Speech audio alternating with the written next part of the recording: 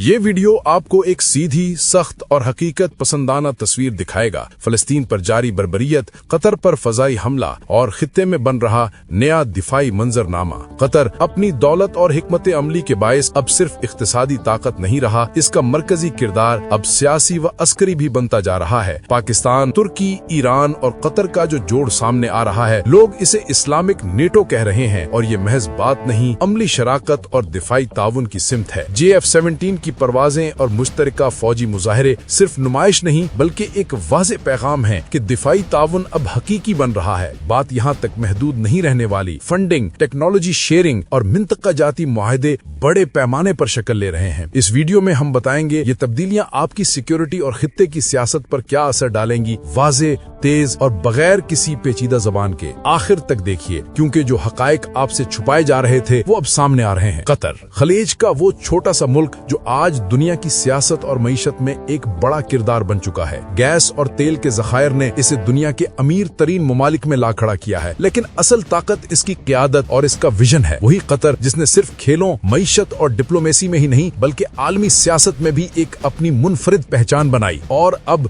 जब इसराइल की बदमाशियां बढ़ रही हैं, फलस्तीन लहू लहू है और कतर पर बराह रास्त फजाई हमले किए गए हैं, तो पूरी मुस्लिम दुनिया की नजरें कतर पर जमी हैं, क्योंकि कतर अकेला नहीं, उसके साथ पाकिस्तान है, तुर्की है, ईरान है और वो सब कुव्वतें हैं जो अब एक नए इस्लामिक नेटो के क़याम की तरफ बढ़ रही हैं। कतर की सरजमीन सिर्फ एक मुल्क नहीं बल्कि एक नजरिया है। यही वो जगह है जहां OIC का हंगामी इजलास हुआ जिसमें 57 ममालिक ने शिरकत की। वहां तुर्की के सदर तैयब एर्दोगान ने वो तारीखी बात की कि अब वक्त आ गया है कि मुसलमान मुल्क अपना इस्लामिक नेटो बनाए, यानी ऐसा अस्करी इत्तेहाद जो नेटो की तरह किसी भी दुश्मन को रोक सके। पाकिस्तान ने इस तजवीज को न सिर्फ सपोर्ट किया बल्कि अमली इकदामात के लिए एक टास्क फोर्स बनाने की तजवीज दी। और सबसे बड़ी बात यह कि कतर इस सारे ब्लॉक की फाइनेंसिंग के लिए तैयार खड़ा है, क्योंकि कतर जानता है कि जब इसराइल जैसे मुल्क की बदतमीजियां हद से बढ़ जाएं और फलस्तीन में नस्ल कशी शुरू हो जाए, तो अब सिर्फ मुजम्मत काफी नहीं बल्कि अमली दिफाई कुव्वत सामने लानी होगी। कतर पर इसराइली हमले ने इस खित्ते की सियासत बदल दी है। ये सिर्फ एक एयर स्ट्राइक नहीं थी, ये पैगाम था कि इसराइल अब सिर्फ फलस्तीन पर नहीं बल्कि कतर जैसे ताकतवर मुल्क को भी टारगेट कर सकता है। लेकिन कतर के अमीर ने दो टोक जवाब दिया कि हम अकेले नहीं हैं, हमारे साथ पूरी उम्मत मुस्लिमा है। यही वो लम्हा था जब पाकिस्तान के वजीर आजम फौरी तौर पर दोहा पहुंचे, अमीर कतर से मुलाकात की और कहा कि पाकिस्तान हर हाल में कतर के साथ है। पाकिस्तान ने वही दोहराया जो हमेशा कहता आया है कि कतर के दुश्मन हमारे दुश्मन है। पाकिस्तान के JF-17 थंडर ने जब कतर में होने वाले एयर शो में परवाज की तो पूरी दुनिया ने देखा कि एक ऐसा तैयारा जो कम कीमत में तैयार होता है लेकिन दुश्मन के सबसे महंगे जहाजों को नाकाम बना देता है, अब कतर की फिजाओं में भी उड़ रहा है। ये महज एक शो नहीं था बल्कि एक ऐलान था कि कतर और पाकिस्तान के दरमियान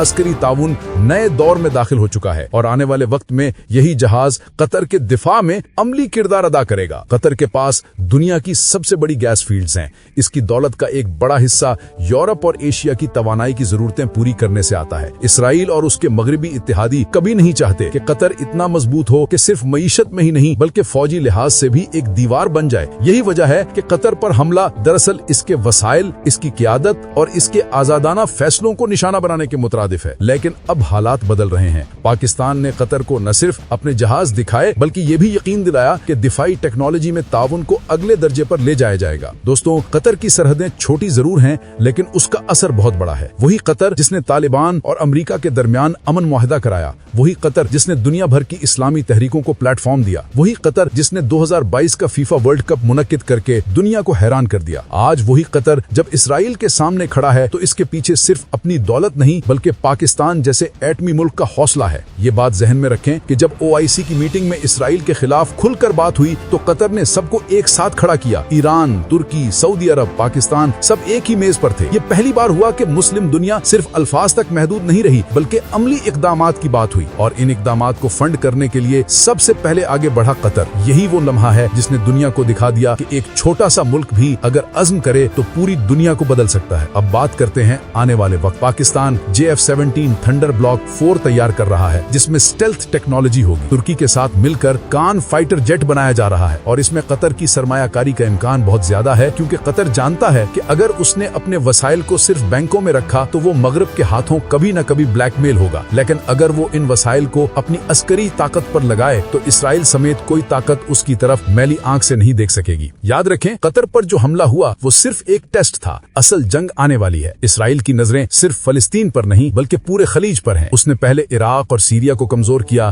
پھر لیبیا کو توڑا، اب اس کی نظر قطر اور ایران پر ہے۔ لیکن اب جو نیا اتحاد بن رہا ہے، پاکستان، ترکی، قطر، ایران اور سعودی عرب کا، یہ اس کے سارے خواب چکناچور کر دے گا۔ قطر کے عوام بھی جانتے ہیں کہ ان کا ملک اب ایک نئے دور میں داخل ہو رہا ہے، ایک ایسا دور جہاں وہ صرف معیشت کے سلطان نہیں بلکہ دفاع کے شہنشاہ بھی بنیں گے، اور اس میں سب سے اہم کردار ہوگا پاکستان کے ساتھ اس کا عسکری اتحاد۔ JF-17 تھنڈر جب قطر کے آسمان پر اڑے گا تو یہ صرف ایک طیارہ نہیں ہوگا بلکہ ایک پیغام ہوگا کہ یہ سرزمین اب محفوظ ہے۔ دوستو، یہ وقت صرف قطر کے لیے نہیں بلکہ پوری امت کے لیے فیصلہ کن ہے۔ OIC کا یہ اجلاس تاریخ کا حصہ بن چکا ہے۔ اسرائیل کو اب یہ پیغام مل چکا ہے کہ مسلم دنیا اب بکھری ہوئی نہیں بلکہ متحد ہے، اور قطر اس اتحاد کا مرکز ہے۔ اگر آپ سمجھتے ہیں کہ قطر کا یہ نیا کردار مسلم دنیا کے لیے ایک نئی صبح ہے تو کامنٹس میں ضرور لکھیں۔ قطر لیڈرشپ کرے گا، امت جیتے گی۔